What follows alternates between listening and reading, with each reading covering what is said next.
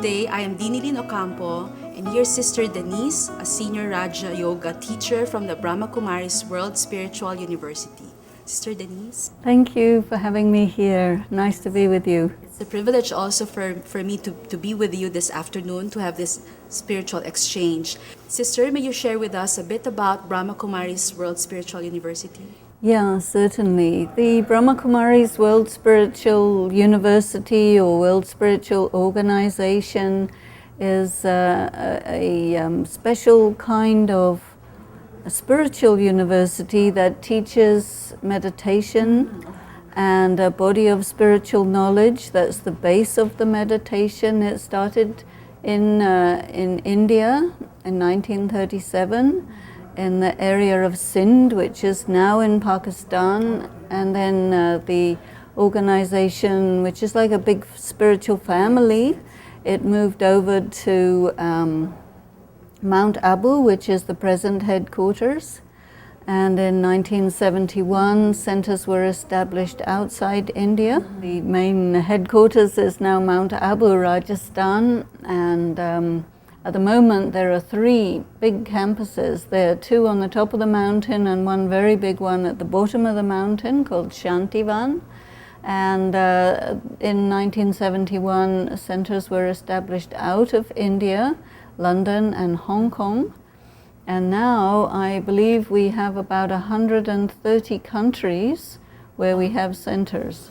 All over the world, including the Philippines. All over the world, including the Philippines. Philippines has been, there have been activities since 28 years. And so we have quite a mature service here in the Philippines. The main place is in Metro Manila in Makati. And then we have several centers in the Manila area and then in other parts like Davao and Baguio and Cebu and various other parts.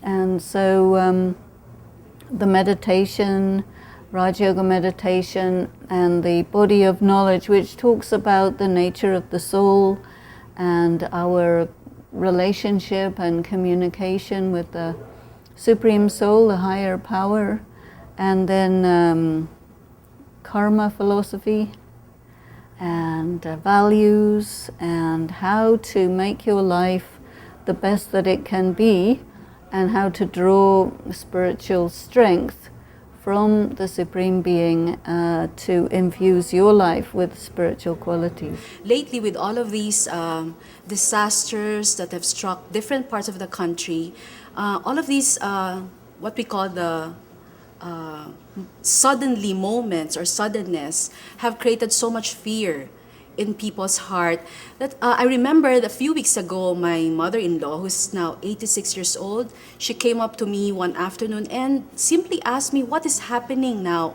all over the world. She has not seen so many earthquakes in her lifetime while she's for the past decades of her life, as what she has been seeing, observing and watching on TV, as she has experienced now. So this question, her question made me more aware of the reality of suddenness. In fact, suddenly I began to see how suddenly all of these sudden events, unexpected people who come your way, unexpected outcomes, basically the harsh ones and the unwelcome ones seem to come into our lives more numerously now. Do you think these observations are valid? No, I think it's very valid. I think time is moving faster. Many people are experiencing this. And you see, if you look at since maybe perhaps the 1960s was when the environmentalist movement began.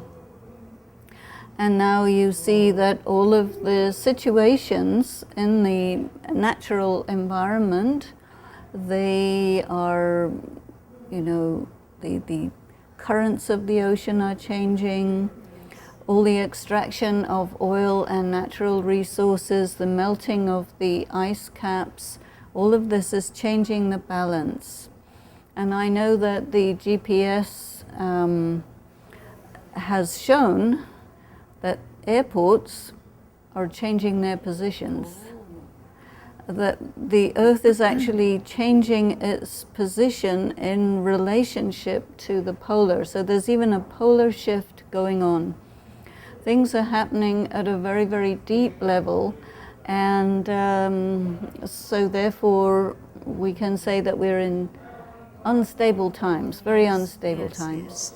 But not only the environment, but also political environments as well, social environments, different countries. Many people are experiencing war war and battles and conflicts, economic uncertainties. All of these are all signs of something, all suddenly moments, suddenly events in the world that seem to point us to a certain direction. Well, I think they're pointing us to chaos. People are very worried about the economic stability of the world because the world economies are very tied in with each other, and there is a lot of concern because the currencies are being, in a way, I mean, there's speculation on them, but the economies are actually not sustainable. I read not long ago that for the people in England, where I come from, English people are going to have to not have the lifestyle they used to have, and it's going down, and there's no way it can come back up. I think that the wars that are going on, or the civil disturbances going on in North Africa, are very destabilizing and still spreading to way outside of the Arab countries in that region. You can see a lot of people who used to be comfortable with their perhaps corrupt practices or tyrannical ways. All of that is getting exposed. And so again, you have destabilization there, and whenever things are unstable, you get a lot of jerks, sudden things. And so people feel afraid. Yes. I'm concerned about people, individuals. How do we need to cope with all of these, the reality of suddenness in our lives? For so many years in our homes, in the schools, in our workplaces, we have been trained to always plan for something, to plan for birthday celebrations, to plan the menu, to plan how to do our assignments, our projects, extracurricular activities, how to plan proposals and things like that. We've been trained to always plan ahead and to think logically and sequentially. So how does planning now and management fit in an environment where we are not really sure of what will happen next? Well, I think that people who are spontaneous are a lot better off than the planners, because even in our training in Brahma Kumaris, we have been taught not to plan. Because you may say, okay, I'm taking a flight from A to B, and maybe the flight's not going. I had a wonderful experience. I was going to Colombia, but I had to, on the way, the flight went to Madrid. And fortunately for me, I have family from the spiritual all over the world, so I just call them up and I say, oh, okay, I'm in Madrid, I'm coming over. We're going tomorrow to Colombia. So, you know, our training is to be very flexible. I've been trained in such a way that whatever it is, it's okay. That's a very different way of doing things. And yet, Brahma Kumaris has expanded so much that you have more than 100 centers all over the world. 100? No, we have 8,000. 8,000. And yet, the planning is not the regular part of, let's say, management style. Well, I mean, we're very organic. You see, we're a university, but we're also a family. And we're also an organization. So, you know, we are very well organized because we know what to do.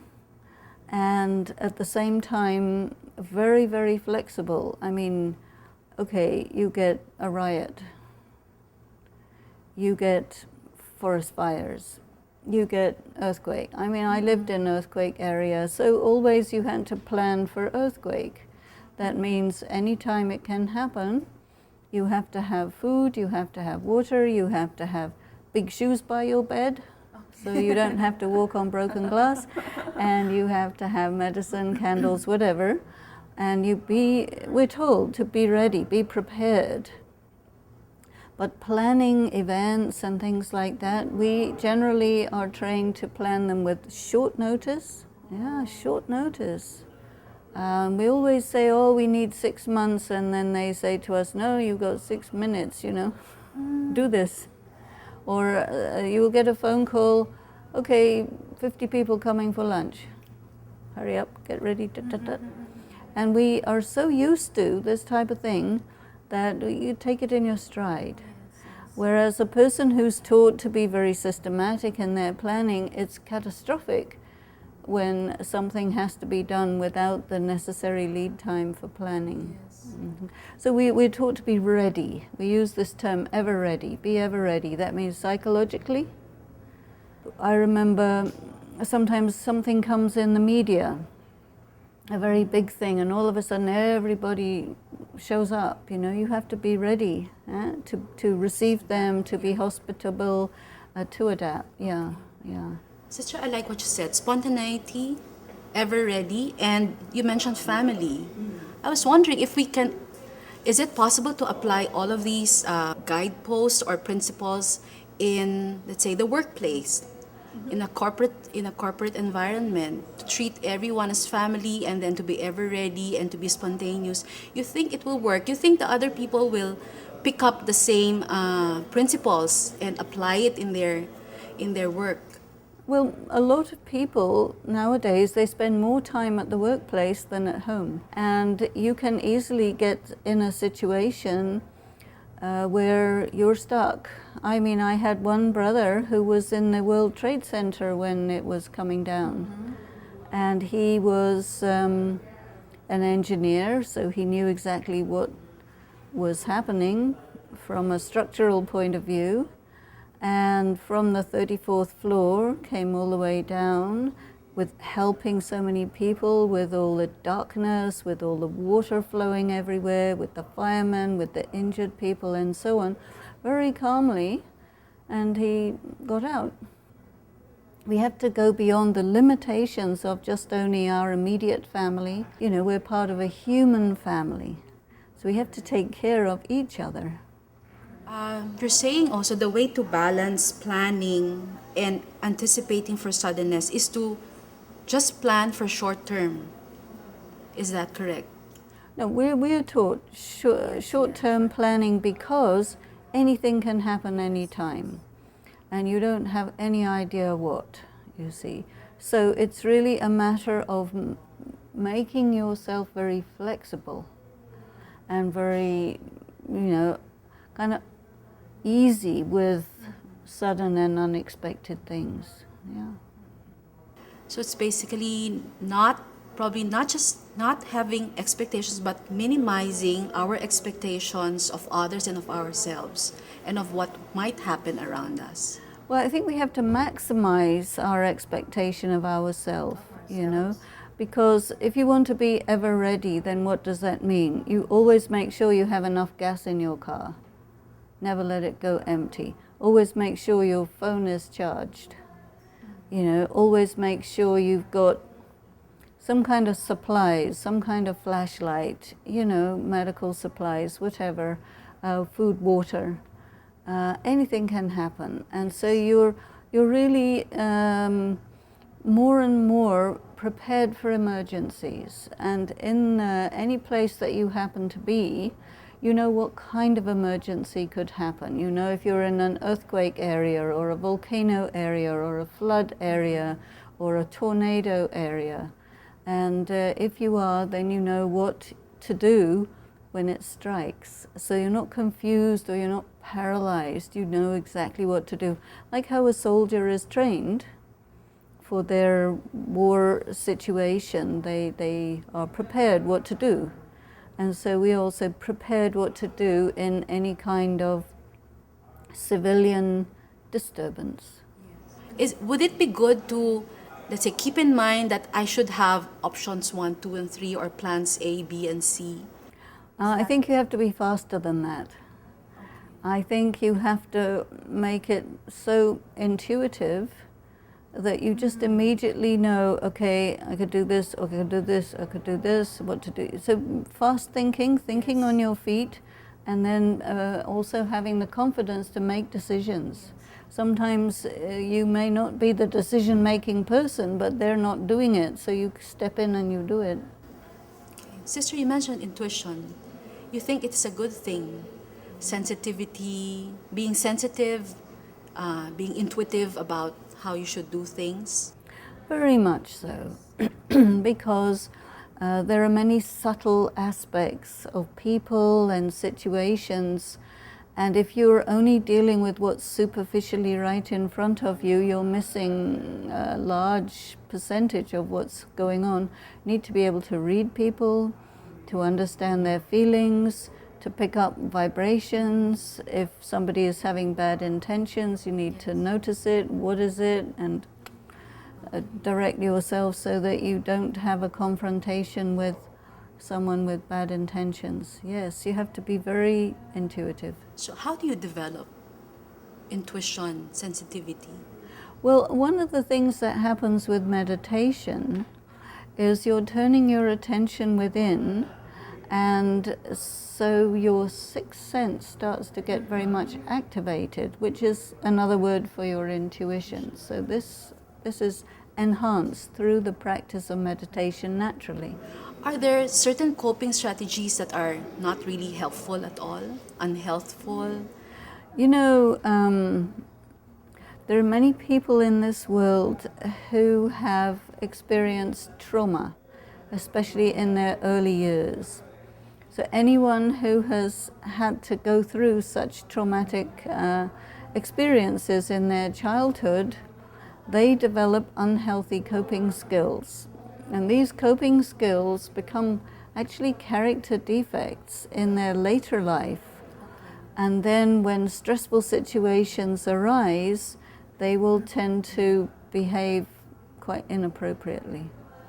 Whether the situations are expected or not, they will manifest the same character defects or the same misbehaviors that they have been accustomed. Well, they might be overly suspicious, or they might be overly afraid, or they might be reckless. You know, they may lose the ability to be grounded and balanced in normal situations or in abnormal situations. Yeah. Can meditation also help them change this familiar ways of reacting? Well, meditation is necessary because they need to draw power into themselves, but it's not enough. They have to do serious inner work because you have to see what you're doing and see how your coping mechanisms of earlier time have turned into character defects, and you need to see you're doing something which is not right out of habit. It's very normal for you, but you need to take a real hard look at it. And so the inner work combined with the meditation, that will do the work, that will do the job. So, Sister, what kind of coping strategies may be considered useful or good or healthful? I think the first thing a person must do is recognize that on the whole, people are quite spiritually disempowered or depleted. So I think it's just very important for a person to take time every day to sit in silence and just draw. Draw spiritual energy, draw the power of peace, draw this into the self. And actually spending time with yourself is very, very good. The world we live in pulls our attention out of ourselves.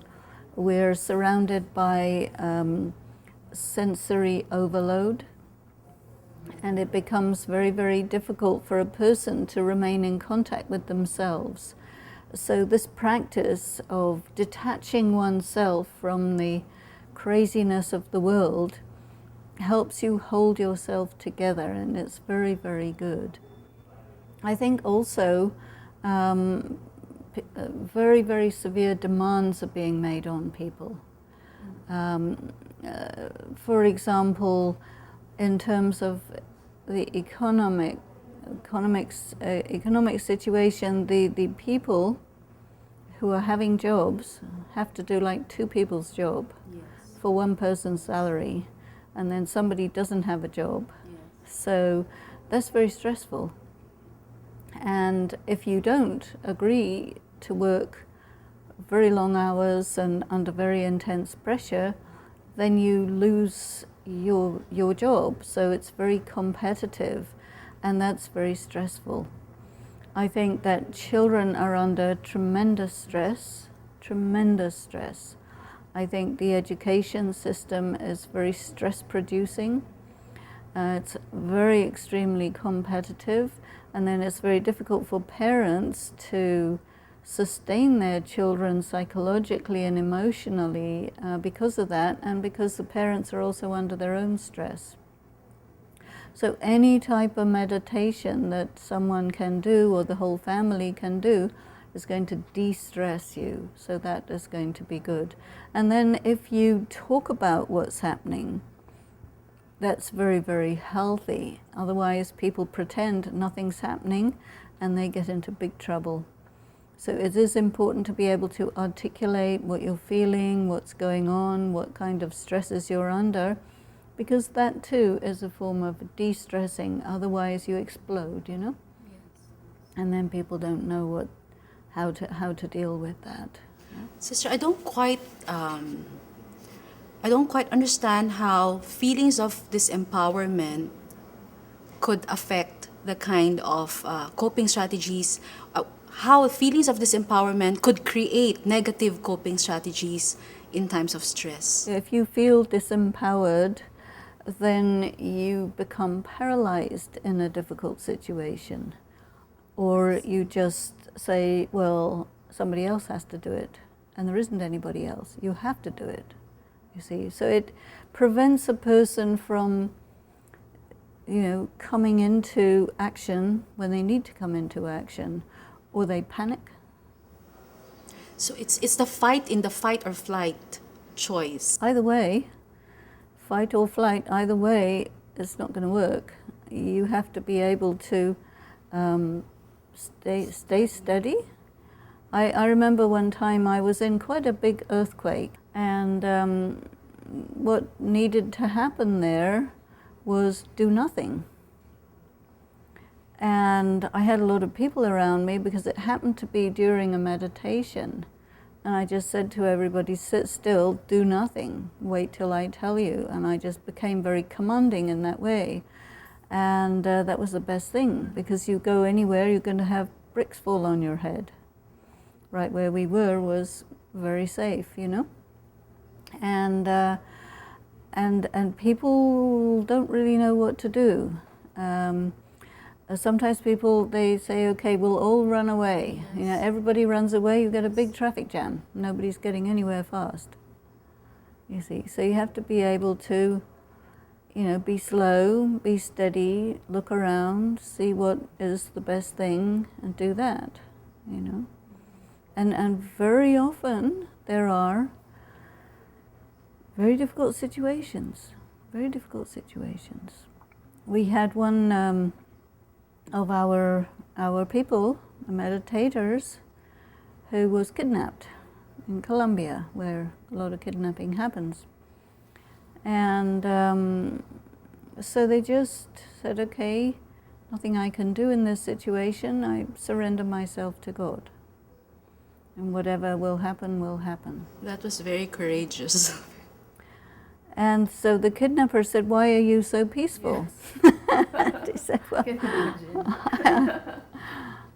I just, How extraordinary. And then they said, well, you better go, because in a situation like that, an aggressor expects the victim to be terrified, and then only they can operate, you see, because they get charged by that. But if somebody says, okay, do what you have to do, it de-stresses the tension in the atmosphere. And then you can pull through the situation, and the other people do whatever they, I mean, what do you want? You want money. You don't want to kill somebody if you can avoid it. So, you know, and I think also a person who gives attention to themselves spiritually, they try to feel that they have the presence of God with them all the time. So if you feel that you are with God, then, you know, you'll get an idea, you'll get a touching, you'll get an inspiration which will be the right thing, and you have faith in that. And you go with that. And whatever happens, happens. From your sharing, Sister, it's I think there is a difference between meditation and doing all the inner works and prayer. Would you say there's a difference? It depends on how you define the terms, because for many, prayer and meditation go together, right? Some people, prayer is you recite a particular prayer. For others, prayer is more like being prayerful, and you're contemplative, and you're making your connection, and you're into a communion with God, you see. And that is a good description of prayer and meditation. When I use the word meditation in respect of Raj Yoga meditation, I mean, in one way you could say it's just a different vocabulary, because essentially that's what it is. You want to be in contact with God, you want to be very much aware of yourself as a soul, and to come into that communion. Yes, and it's very much using the power of silence, going deep within, knowing yourself, knowing that you are with God, God is with you, and trusting that whatever is going to happen is good and will be good, and it gives you courage, you see. There may be things to make you afraid, but you don't have to be cowardly. Well, when you have to do something, but it's scary, and you do it anyway, because you know you have to do it, that's courage. If you are cowardly, you will run away. You will avoid, you will escape, you will not face, you see. So the practice of meditation that I do, the Raj Yoga, teaches you how to really face whatever's there. Sometimes you have to face something in your own self. You know, somebody may expose to you that you are behaving in a dishonest way, and you have to deal with that, you see. And if you have courage, then you will say, okay, you're right. And then, okay, now what has to be done, you see. And that's better. From this talk, Sister Denise, I think I've picked up quite a number of key words or phrases that I really appreciated very much. One is spontaneity in life, no? Willingness to let go if there's a need to let go, because situations become different or unexpected. People you meet do not relate with you very well, so you learn to let go and detach yourself from them. And then also I love the concept of the image of people as family, whether it's in work, at work, or in school, or in any advocacies or causes that one is part of, to treat everyone as family. And then healthful coping strategies would be those that help you, make you feel empowered, because you can positively respond to the negativities that you see. Exactly. And that is only possible if we get ourselves into a lot of inner work, basically spiritual work. And you have a knowing. You know deep within yourself that you are connected, you are okay, and you feel confident that whatever comes, you will be all right, you'll be able to handle it. And so you're not operating in a random way, you're not reactive, you're very responsive, and you're responsible, I think, yeah. And you can be proactive in a contemplative way. Yes, because, you know, if you know what you're doing and you're not acting suddenly, well, people do. You know what you're doing, you know.